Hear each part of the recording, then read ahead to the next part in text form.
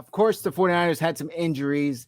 We got to get through. Some pretty key players were injured. Deebo Samuel left with that groin injury. Fred, I believe, was a hamstring. Fred Warner. Trey Sermon was also, is it an ankle? I forget. I don't remember. Ankle. Yeah, and he left on a cart. Kyle Shanahan said that was likely the most serious of all of them. Yeah. I know Marcel Harris left. Greenlaw as well. Aside from Trey Sermon, because he already said, which of those concerns you the most? I'm kind of concerned about the Dre Greenlaw injury, to be honest. I mean, you spent all this time rehabbing that injury. You had surgery on that core muscle injury, which is your groin. And then to come back in your first game and have an issue with it, that doesn't engender a lot of hope for, what's going on with that. Hopefully it's just because it was tight and it needed to be worked into game shape, which is what I was talking about, with Azeez Al-Shaair, who played a hell of a game, that, you just need to work him into football shape. And hopefully that's all that it is. But it's concerning when he pulls up like that on a play where, Bosa gets his sack, but all it looked like was Dre Greenlaw ran into the right tackle and tried to have like maybe a half a move with him. And then he pulled up and immediately grabbed towards the groin. So it's, that to me is concerning. I think the Deebo injury and I think the Fred Warner injury, those were injuries where it's more kind of a precautionary type of thing. Even Deebo after the game said, hey, like it wasn't like terrible, but I didn't want to push it. And so I kind of like, sat out or whatever.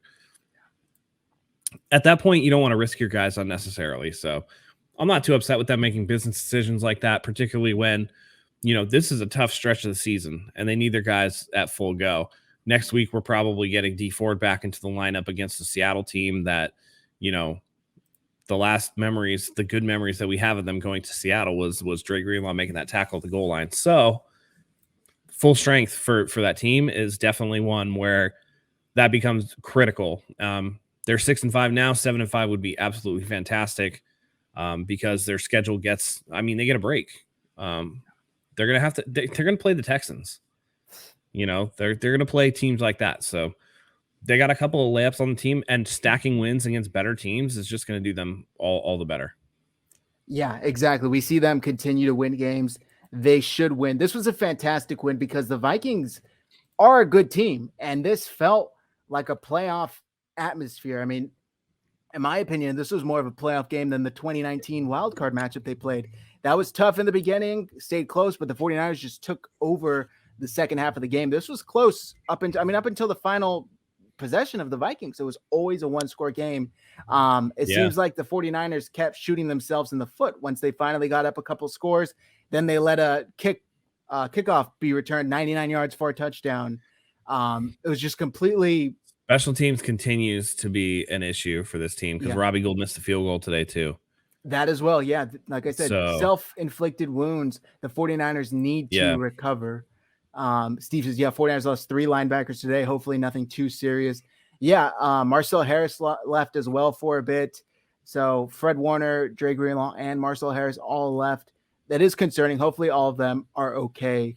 But I wanted to repeat your point there, Matt. Azeez Al-Shaair, hats off to you, my friend. You have been balling out this season, and today he played very well. We talked about this. Was it yesterday we went live to preview the show? We talked about it, talking about how Azeez has played very well, and Dre Greenlaw necessarily doesn't automatically get his starting job back. Azeez is like playing as motivated as ever. I mean, he had that interception, and then I believe he recovered the fumble caused by Kevin Givens, if I remember correctly. Yep. So kudos to him. He's been playing extremely well, and the 49ers definitely need it.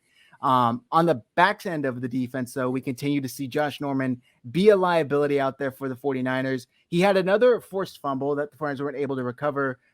Do you think that's what Kyle Shanahan is like weighing as to why not playing a rookie over him? That, hey, he gives up the big plays, but he's also a playmaker, so we got to have him out there. I mean, that's the only thing that separates Norman from the other guys is that he can, force fumbles. He's good at that punch out. But at the same time, man, there was one where he was like celebrating stuff and like they called a PI like right after that. And it's just like, why are you celebrating, dude? You already know.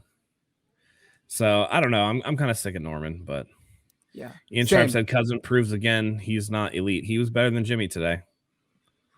Sorry. I don't know who needs to hear that, but he was better than Jimmy today. because Jimmy had the benefit of having 200 some odd yards rushing behind him. Kirk Cousins, the Vikings rushed for 67 yards, and they played from behind for most of the day. So Cousins had to make plays, but Cousins a better quarterback than Jimmy Garoppolo is. Sorry, guys. He might not be elite, but he's at least very good. Yeah, he played well. He played well for the Vikings.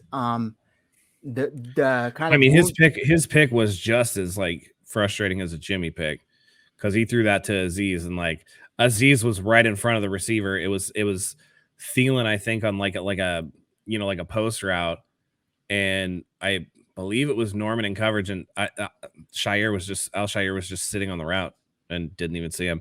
I'm like, well, that looks really familiar, but at the same time, Kirk is able to push the ball down the field in a way that Jimmy is not able to. So, yeah, we talked about it yesterday, and we had talked about how Kirk's not afraid to throw down the field, and we got a comment on our video saying Jimmy's not afraid to throw downfield. And it's like, he just doesn't, because he knows he can't, whether it's fear or what, he knows he cannot accurately get the ball down the field, so he doesn't do it. That's why we don't see it happen. Jimmy had a few outside the numbers that were really bad. One in particular that Deebo Samuel had to break up so it wasn't picked off. Yep. He turned into a DB on that one. Exactly.